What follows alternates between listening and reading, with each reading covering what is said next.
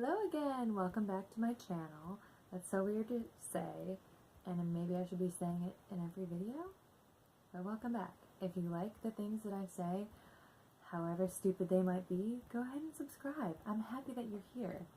So today I'm going to drink more of my husband's homemade cider. Oh, seriously so good. And I'm going to talk about Sally Thorne's new book, 99% Mine. Similar cover to The Hating Game, which, if you haven't read The Hating Game, I actually don't have my copy of it right now because I'm forcing yet another friend to read it. I'm not kidding, I think it's up to like nearly 30 people that I've made read this book. But I do have on hand my Joshua Templeman candle from Novelly Yours. This candle smells as fucking sexy as that book is. Am I not allowed to say the F word on YouTube? I don't know how this goes. Welcome back to my channel.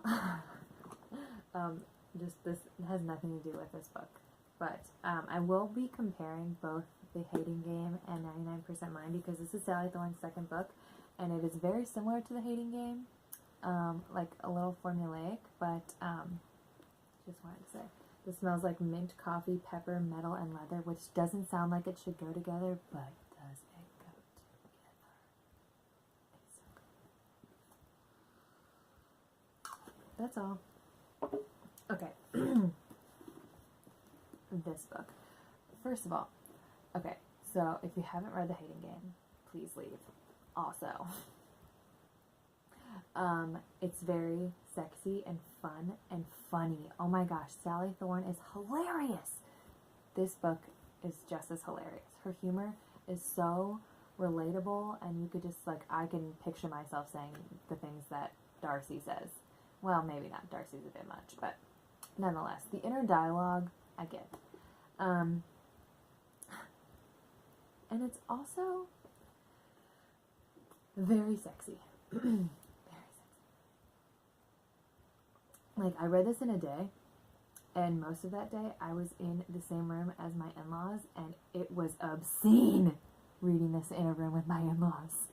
I'm not even kidding. I'd be like reading, and there'd be a scene, and I would just have to keep my face so straight. Like, typically I'd like laugh out loud, or like blush, or like bite my lip, or like, who else knows the thoughts that I'm having? But I was in a room with my in-laws, and they're the type of people that would be like, what are you reading? What's so funny? What's going on that page there? They're not, we're not Minnesotan. I don't know why I just made them Minnesotan. Or Canadian, whatever. But nonetheless, hot. But, okay, and here's where the biggest comparison comes in between The Hating Game. The Hating Game is much more focused on the relationship. Yes, there's some sex, and yes, it's super hot, and yes, it's like they're really good build-up. But you also get to know, like, all of the secondary characters, and you just find it so relatable. I find the main character in The Hating Game very relatable, and Josh, I can get why everybody falls in love with him, and why, I mean, who doesn't love a hate-to-love romance trope, right? Right? But this one is friends to lovers, and with this one, A, I didn't feel like the characters were nearly as relatable, and B, it was way more focused on sex. Like, I don't get why Darcy and Tom should be together. It's like, it's just a physical thing to me. Like, that's what I gleaned from it. It's just very much sexual. Tom and Darcy are our two main characters. Darcy is a tough bitch. She's a tough broad, and that's cool to an extent, but she's a bit much for me. I don't really like Darcy. Let me just preface that in saying it's also very rare for me to genuinely like a main character. Like, I can name 4 that I genuinely like.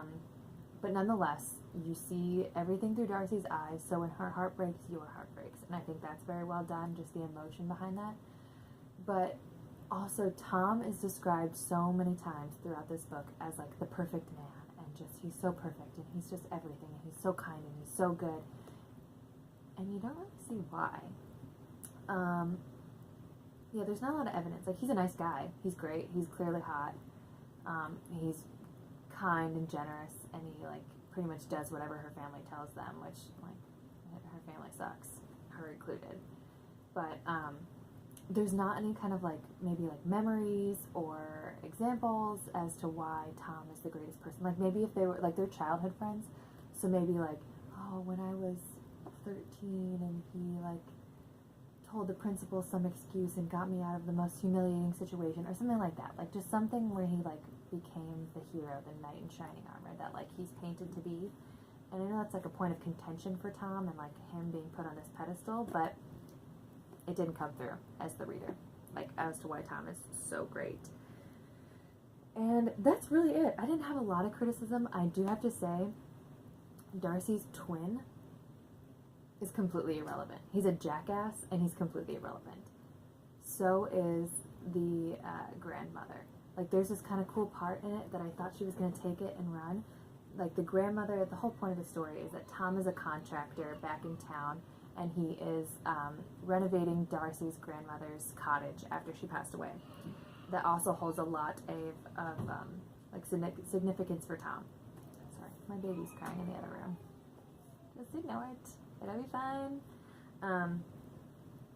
And there's this one, the grandmother is said to, like, be into all this kind of mystique, and she likes palm reading and crystal balls and tarot cards and things like that, which that's kind of cool for me who loves, like, magic and witchy books. But there's a point where Darcy is demoing a bathroom, and she pops off a tile, and behind the tile is a tarot card, and the tarot card seemingly has, like, everything to do with the situation that Darcy's in at that moment. And I was like, oh, okay, this is cool. And I thought, you know, of course they're gonna, like, continue this demo and find all these tarot cards, and it's gonna, like, exactly relate, and it's gonna be so cool. No, it was just that one time. Nothing was explained. We got, like, 2 pages out of it, and it was like, sayonara, goodbye.